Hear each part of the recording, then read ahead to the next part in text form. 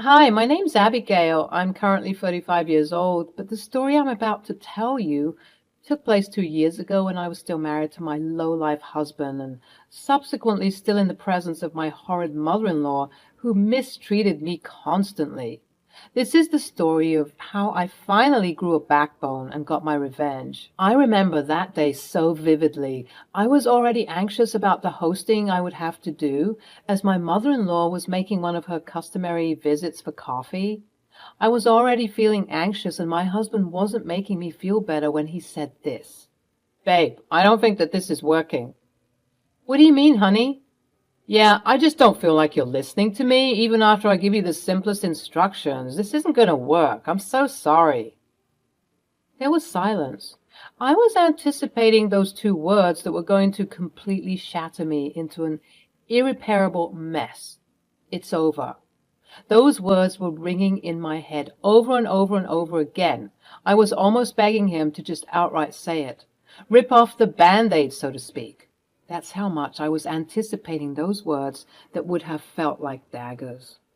"I don't think that this tablecloth is going to work for when my mom comes to town. I told you to get the blue floral set, not the yellow one. Why don't you ever listen to me?" You know, when you love someone, but you just want to strangle them, yeah, this was me at the time, except I felt that love dissipating after every tiresome hour of living with my low-life husband. My husband had a funny way of toying with me. Some might even call it sadistic, but I just call it cruel. He would keep me on my toes, always on the edge of an anxiety attack with his empty attempts of leaving me. He would do this knowing that unfortunately without him, I would be nothing. I, in my early 20s, made the stupid decision to forego my dreams of becoming a cafe owner. I had it all planned out. The theme would be warm chestnut with an inviting ambiance, and the small, quaint place would always smell freshly baked brownies and freshly brewed coffee.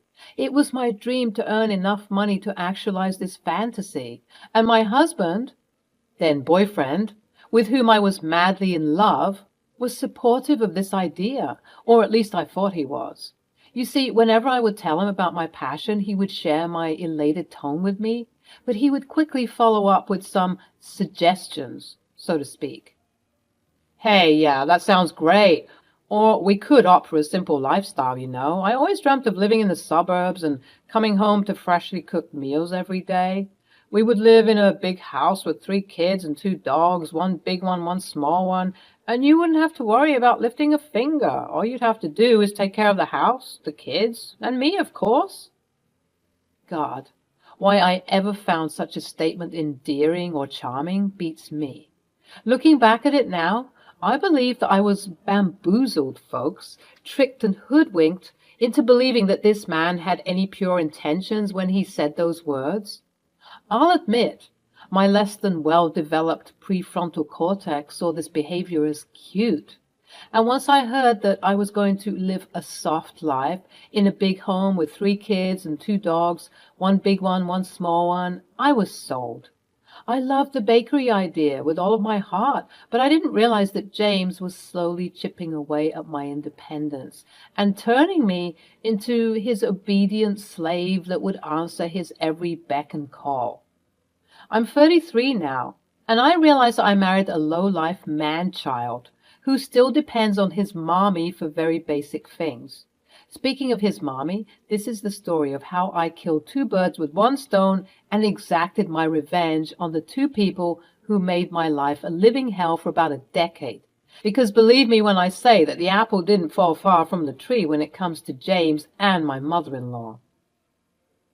"I'm so sorry, James. I completely forgot that you wanted the blue floral set. I've just been so busy trying to prepare the house from when she comes into town. It completely slipped my mind. I'm so sorry."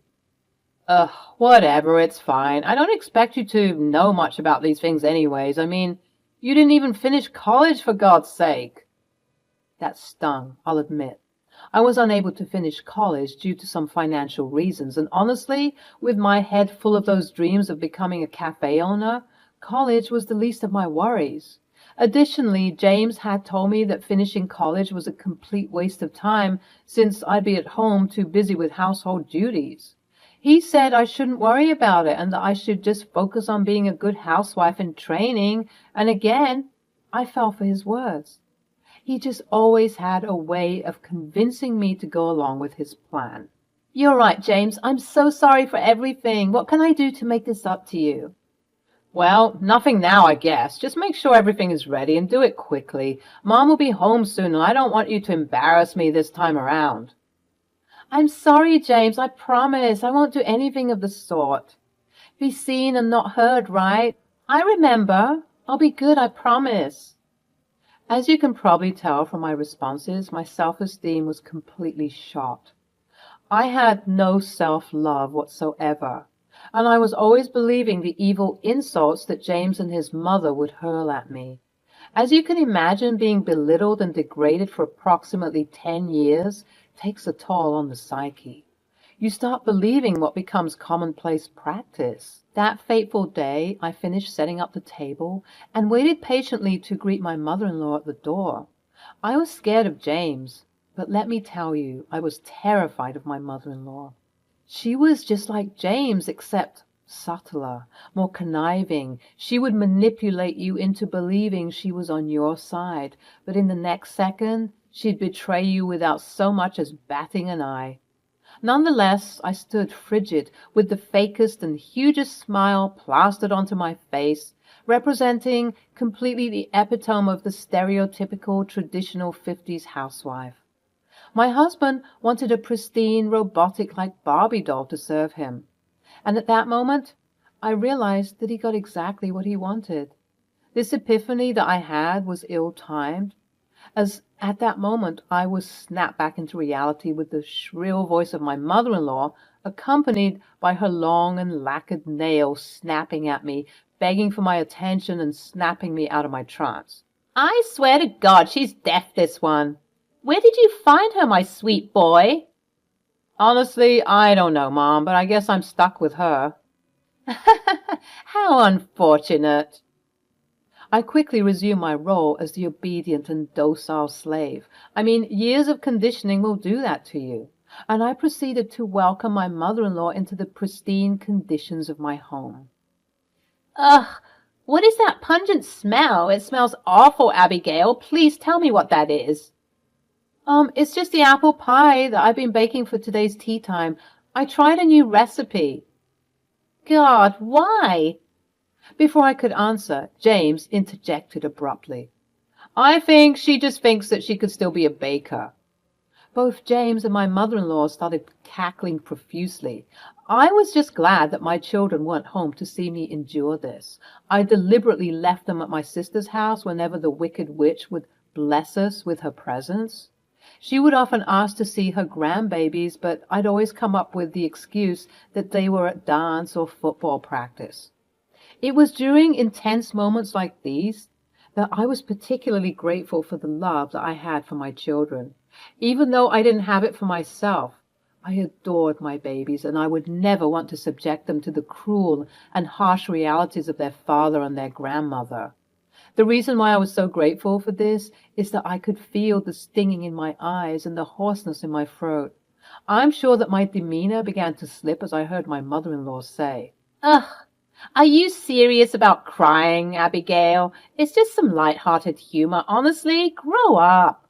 You have 3 children, for God's sake. Imagine if they saw you right now. Pull yourself together, woman. Speaking of those angels, where are they? Oh, well, Miss Adams was unwell yesterday, so she moved dance practice to today, and the kids couldn't miss it because the dance recital is coming up so soon. With a disgruntled sigh, she accepted the excuse and proceeded into our lavish dining room where the event would take place. Phew, another bullet dodged, and thank God I didn't burst into tears at that moment. I quickly ran to the kitchen to check on my apparently disgusting pie, but when I took it out of the oven, I was enveloped by the most pleasant smell. I reveled in that sweet and succulent smell, and for a moment I was transported to what appeared to be another dimension.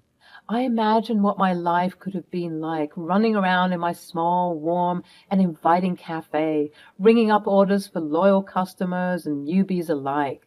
And something funny would be happening between the patrons, and we'd all giggle in unison at their fun.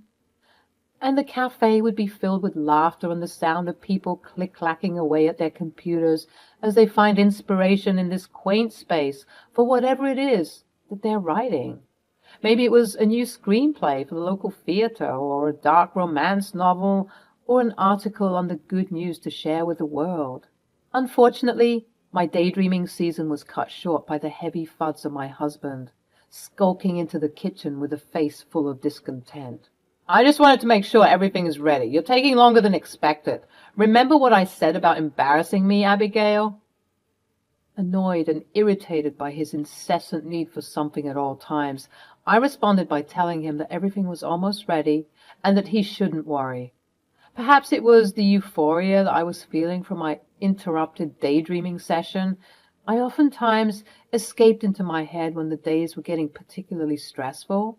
I believe it kept me sane all of those years, but I was feeling particularly brave. Despite being ridiculed just moments earlier about my baking, I wanted to share something. I battled the idea in my head for some time, fighting against the urge to blurt out my desire. And in a rare moment of clarity and joy, I overcame the demons that sought to muffle my voice. Just as James was leaving the kitchen to return to his mother, I blurted out, "I want to try my new coffee recipe." The heavy footsteps stopped dead in their tracks, and my heart dropped simultaneously, realizing what I'd done. I began to berate myself mentally, verbally abusing myself to ready myself for the very real and very scary words that were about to tumble out of my husband's mouth. To my surprise, he marched right up to me, got in my face, and whispered angrily, "I swear to God, if you mention that atrocious thing again, you will regret it. I'm going to make the coffee. Got it?" I nodded profusely, agreeing immediately. Robotic, docile house servant, mode activated. I watched him huff and puff his way outside of the kitchen, and I proceeded to bring the food and drink to the table. Upon sitting down and saying grace, my mother-in-law and James proceeded to talk the day away while I sat and ate quietly. Surprisingly enough, my mother-in-law for some reason wanted me to engage in conversation. This was surprising, as she normally didn't do this. My role was to be seen and not heard, remember? But today, for some reason, she sought to strike up a conversation with me. "You know, I joke a lot, Abigail, but I really would have enjoyed seeing just how your business would have blossomed." Did I just hear that? Someone pinched me, because this is not real. What? Are you being serious? James's bewildered look was all of the confirmation I needed. My mother-in-law was indeed being serious. "Yes, Abigail, I don't joke all the time. I think you could have made a name for yourself." My eyes began to well up. I mean, this was all of the encouragement I needed. For such a long time, my dream was snuffed out, but now there appeared to be a glimmer of hope. "Honestly, it's not even too late. You could start your business. We will help you." I swear to God, I must have been hallucinating, because this simply couldn't be real. Could it be that the people who have made my life miserable for the past 10 years have finally changed? Suddenly, that budding confidence and courage began to spring up again, and this time it seemed clear that I didn't need to hold back. I decided to say, "Actually, I was planning on serving you all a new coffee brew and recipe today." My eyes immediately darted to James, whose glare seared into my soul, but at that moment I completely didn't care. My mother-in-law's eyes widened with surprise. "Really? James, why didn't you tell me that she wanted to make us a nice cup of coffee?" "Because she wasn't supposed to." "Nonsense. You must bring it at once." "Mom, are you being serious?" "Of course I'm being serious. Why would I joke about this?" "Well, because we always make fun of her." There was a pause, and my mother-in-law stared intently at James, her face turning red, and after some seconds of deep silence, She burst out laughing completely. Oh my goodness, I almost got you there, didn't I? Mom, what? Oh, now I see, you really got me. These two began cackling like little schoolgirls, and I was left stunned at that table, not believing what just happened to me. My head was pounding and my heart was hurting. How could she make such a cruel and unnecessary joke? I simply couldn't take it any longer. I ran into the kitchen, barely holding myself together. In the distance, I could hear James say, "Oh, look what you've done now. She's crying." As much as this sounded like he cared, he said it in such a malicious and sadistic tone that I was choking up when I got to the kitchen door. I closed it behind me, heaving and sobbing while trying to regulate my breathing, but it was no use. The damage had been done. I began pacing in the kitchen. This had gone far enough. I wasn't interested in crying anymore. I was filled with absolute rage and ferocity. My anger was so hot that my tears streamed down my face in an attempt to cool the boiling heat that was rising within me. I had to do something, one thing. Even if it was the smallest thing ever, I had to get my revenge.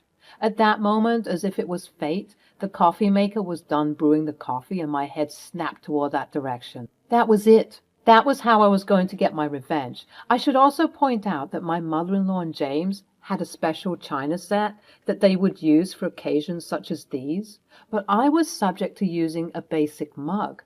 I saw them laid out on the kitchen counter, two beautiful cups, one tinted with baby pink and the other with pistachio green, next to a dull gray mug. The coffee maker was running, and from the looks of it, it looked to be almost complete. Sulking, I trudged towards the cups to begin to pour the coffee, when I noticed something in my designated mug. The two other cups were empty, but mine had something strange in the bottom. I took a closer look, and wouldn't you know it, I saw what appeared to be chili sitting at the bottom of my mug. That's so strange. What are these chili flakes doing in my mug? I inspected the cup further, and I realized at that moment that James, and probably my mother-in-law, was trying to play a cruel trick on me. Once again I began to seethe, wondering just when the torment would end. At the same time, however, I was relieved to have caught this beforehand. But at this point, I didn't know what to do. I could just throw out the chili flakes and drink my coffee and enjoy the look of confusion and disappointment that would be splayed across James's face. But I needed to do something more. And then it hit me. I frantically poured the contents of my cup into a pink-tinted cup and began to fill the individual cups with the ready coffee. At that moment, I heard heavy footsteps coming towards the door, almost frantically. He must have remembered that he left his stupid prank out in the open, and since I was in here, he must have thought that I would see. But he was too slow. Just as he was opening the door, I finished pouring the coffee into the remaining cup. "What are you doing?" I switched around to meet a very angry-looking James, but my beaming and bright smile was juxtaposed against that. The coffee was done, so I decided to pour it into the individual mugs. "Oh, I see. Thanks," he murmured. There was a brief silence, and it appeared, even if it was for a moment, that a look of sadness darted across James's face. Unfortunately, it was so brief that I might have imagined the whole thing, because he quickly turned back into his old, monstrous self and began to bellow some more. "You better not have tampered with the coffee. I told you, no one wants to try your disgusting creations. That's why my mom did that brilliant prank on you." He began to snicker all over again, and he walked up to me to receive the tray. He grabbed it from my hands, turned around, and began to walk back towards the dining room. But he stopped at the door, and he sounded slightly panicked when he said, "Abigail, did you notice anything particularly different with the cups when they were laid out?" Oh, no, not at all. Why?" "Oh, no, nothing." I began to follow behind him, not wanting to miss the debacle that was about to ensue. My anger and sadness began to dissipate, and it was replaced with complete schadenfreude as I awaited what was about to unfold. I sat down at the table, and my mother-in-law noticed the very alarming shift from being on the verge of tears moments earlier to being somewhat chipper. I simply couldn't contain my excitement. My mother-in-law began to suspect me, and with a cocked eyebrow, she said, "Abigail, darling, are you all right?" "Oh, I've never been better." "Oh, okay." At this point, both James and his mother were suspicious of my behavior, so I had to tone it down. James and my mother-in-law began to add sugar and syrup to their respective cups, and I was waiting patiently for my turn to add sugar to my cup, as well as keeping an eye open for everyone's reaction to what was about to happen. I watched as my mother-in-law put her pink-tinted cup to her lips and let the chaos ensue. She took one big swig, big mistake, and her face re-emerged, twisting and contorting in disgust. "James, what's wrong with this coffee?" "What do you mean, Mom?" "It tastes awful. And what is...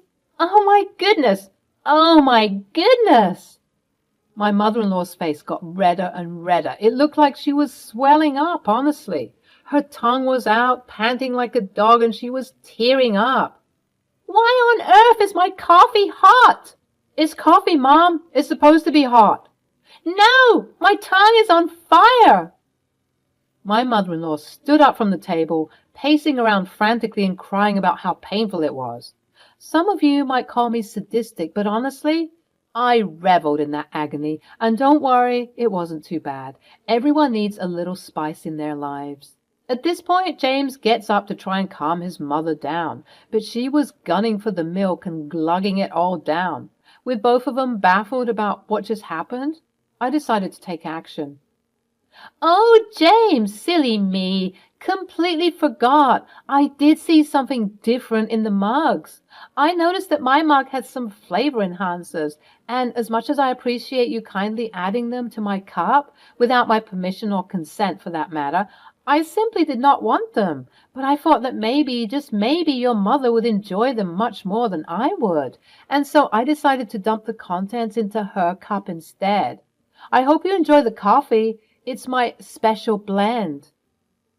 Both of them were looking at me with utter hatred and disgust. You worthless, hopeless, slimy little ingrate." Somehow, even though my mother-in-law was yelling at me and James looked like he wanted to snap my head off, I was completely fine. I think my body and spirit at that point were completely drained of any empathy and love to give to people who made it their daily mission for the past 10 years to inconvenience me and make my life miserable. It was time that I got my revenge, and honestly, it felt so good. Of course, both James and my mother-in-law were hurling insults at me, but as I mentioned, I was quite calm during all of this. I calmly stood up, headed up to my bedroom, packed an overnight bag for myself and my children, and proceeded to walk to the door. As I tried walking back downstairs to face the mess, I was reminded of just how miserable it truly looked. My mother-in-law was trying her best to soothe her sore tongue, and James was looking very afraid, a face that I have had for a long time. The irony didn't miss me, trust me. I approached the scene and took a deep breath. "You two have made it your mission to destroy my life. For the past 10 years, I endured your petty comments and downright narcissistic and manipulative behavior. But enough is enough.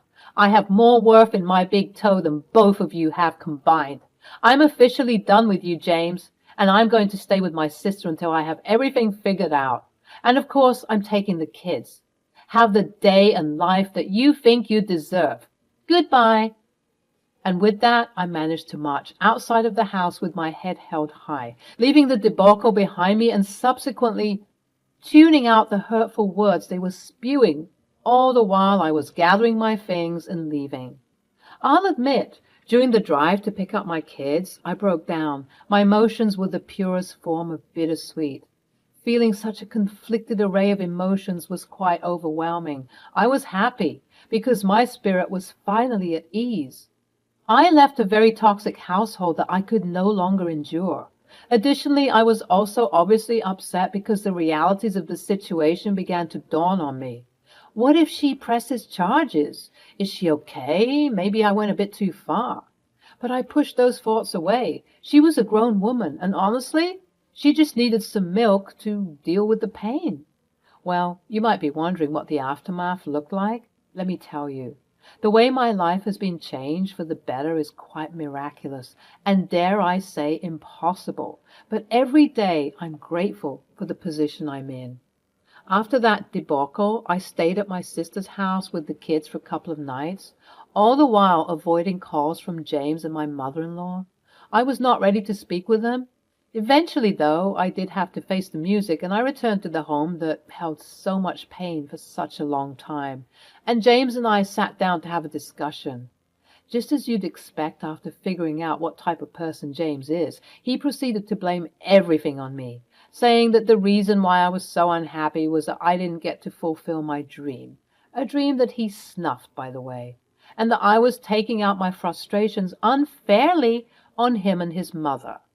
I, with my newfound strength, interjected, rejecting his pitiful attempts at gaslighting me into believing that I was the problem.